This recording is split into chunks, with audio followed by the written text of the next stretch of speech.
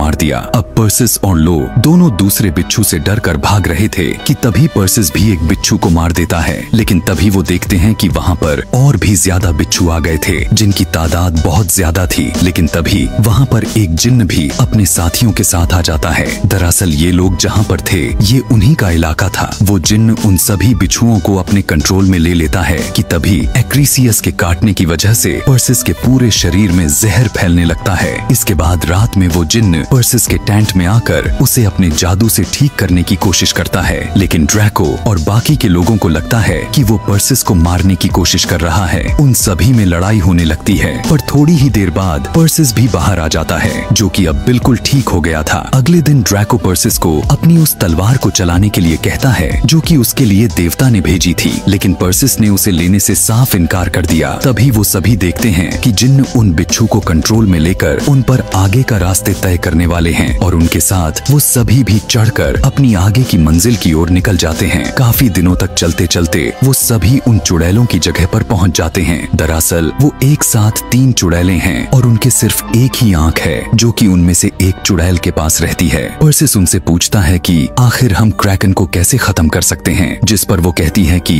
Kraken को कोई भी हथियार खत्म नहीं कर सकता और वो चुड़ैल वहाँ पर आए सभी पर हमला कर देती है।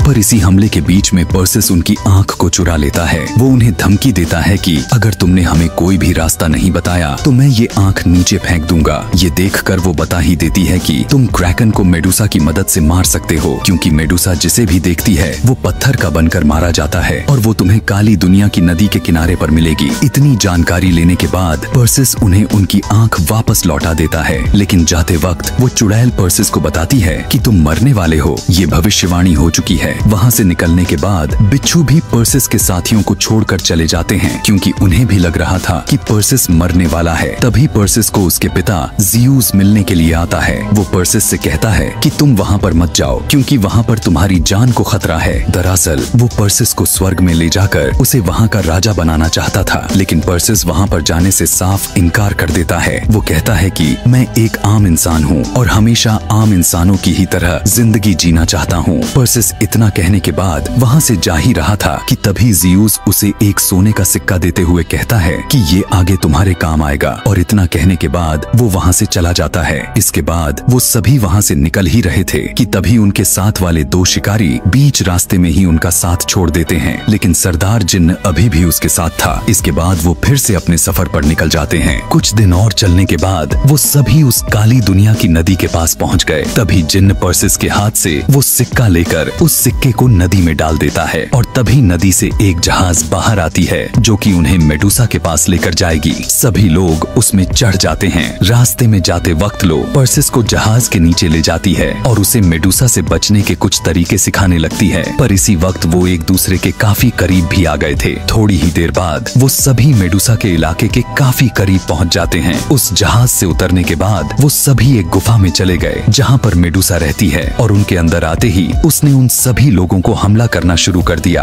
वो अपने तीर से ड्रैको को जख्मी कर देती है। इसके बाद मेडुसा ने उन्हीं के 2 लोगों को मूर्ति में बदलकर मार दिया। अपने लोगों को मरा हुआ देखकर पर्सिस को और भी ज्यादा गुस्सा आ जाता है। अब मेडुसा भी पर्सिस और जिन्न को देख लेती है और उन पर अपने तीर छोड़कर हमला करने लगी, लेकिन पर्सिस उसे डिस्ट्रैक्ट करने के लिए उसे अपने साथ दूसरी तरफ ले जाने लगता है और मेडुसा भी उसे पकड़ने के लिए तेजी से उसका पीछा करने लगती है। तभी पर्सिस को बचाने के लिए जिन्न भी आ गया, पर मेडुसा ने उसे भी पकड़ लिया। वो उसे मूर्ति बनाने की बहुत कोशिश करती है, लेकिन उस पर मेडुसा के किसी भी जादू का असर नहीं होता। लेकिन तभी जिन्न खुद की शक्तियों से खुद को ब्लास्ट करके मेडुसा को घायल कर देता है। तभी ऊपर से ड्रैको आकर एक चट्टान को तोड़कर मेडुसा की पूंछ के अंदर घुसा देता है, जिसके दर्द की वजह से वो तड़पने लगती है। लेकिन उसने ड्रैको को भी पत्थर बना दिया था। अपने सभी लोगों को ऐसे मरता हुआ देखकर पर्सिस को बहुत ही ज्यादा गुस्सा आ जाता है और उसने अपनी तलवार से मेडुसा का गला काट दिया। उसका बाकी का बचा हुआ शरीर गरम लावा में गिरकर राख हो जाता है। इसके बाद पर्सिस मेडुसा के सर को लेकर बाहर आ गया, जहाँ पर लो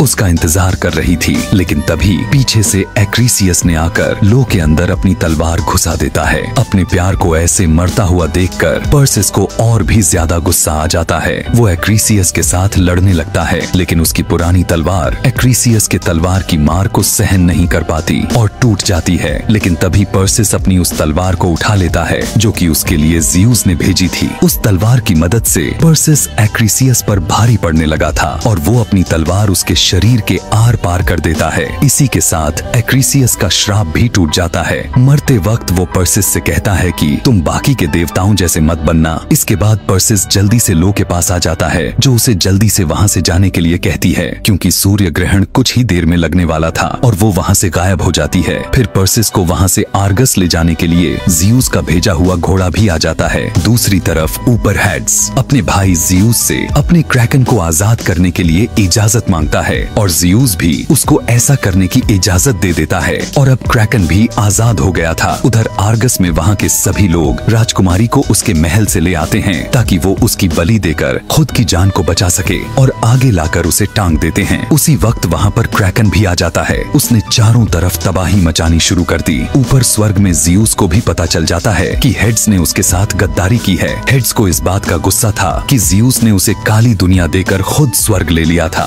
और अब वो इस सारी दुनिया पर राज करना चाहता है। नीचे अब पर्सिस भी आर्गस में पहुंच जाता है, लेकिन तभी हेड्स ने आकर उसके पीछे अपने उड़ने वाले जीवों को लगा दिया। वो पर्सिस के हाथ से मेडुसा के सिर को छीन लेते हैं और पर्सिस उसे वापस लेने के लिए उनका पीछा करता है। उसी वक्त वही शिकारी लोग वहाँ पर अपने बिच्छू लाकर पर्सिस की मदद करते हैं और उसी वक्त क्रैकन भी पूरे तरीके से पानी से बाहर निकल जाता है जो कि दिखने में बहुत ही ज्यादा खौफनाक था। ऊपर मौका देखकर पर्सिस भी उस जीव से मेडुसा के सिर को ले लेता है और अब क्रैकन भी राजकुमारी पर हमला करने ही वाला था कि तभी जल्दी से पर्सिस अपने पास रखे मेडुसा के सिर को क्रैकन की तरफ कर देता है। जैसे ही क्रैकन ने मेडुसा की आंखों में देखा वो पत्थर में तब्दील होना शुरू हो जाता है और थोड़ी देर बाद वो पूरे तरीके से पत्थर में बदल कर मारा गया। ऊपर बंधी राजकुमारी भी नीचे समंदर में गिर गई। इसके बाद पर्सिस के आगे हेड्स भी आ जाता है, लेकिन पर्सिस फिर से उसे अपनी तलवार की मदद से समंदर की गहराइयों में भेज देता है और इसके बाद वो सीधा राजकुमारी को बचाने के लिए पानी में कूद गया। इसके बाद हमें दोनों एक किनारे पर बेहोश पड़े दिखाए जाते हैं। थोड़ी ही देर बाद उन दोनों को होश आ जाता है। राजकुमारी पर्सिस को आर्गस का राजा बनने के लिए कहती हैं, लेकिन वो राजकुमारी को राजा बनने से इनकार कर देता है। वो कहता है कि मैं अच्छा राजा नहीं बल्कि आप अच्छी रानी बनेंगी। इसके बाद पर्सिस वहाँ से चला गया। वो फिर से उसी जगह पर जाता है जहाँ पर ज़्यूस की मूर्ति बनी हुई थी। तभी वहाँ पर ज़्यूस भी आ गया। पर्सिस उसे कहता है कि हेड्स अभी मरा नहीं है, मैंने उसे फिर से उसकी काली दुनिया में भेज दिया है। जिस पर ज़्यूस कहता है कि वो इंसानों की कमजोरी की वजह से उन पर हावी होता है, लेकिन अभी मुझे पता है जब तक तुम उनके साथ हो वो तुम्हारा कुछ भी बिगाड़ नहीं सकता है। इसके बाद ज़्यूस जाते वक्त वहाँ पर लो को भी फिर से जिंदा कर देता है। इसी के साथ ये मूवी यहीं पर खत्म हो जाती है। और भी मूवी एक्सप्लेनेशन वीडियोस देखने के लिए कमेंट में नेक्स्ट लिखना ना भूलें। Thanks for watching.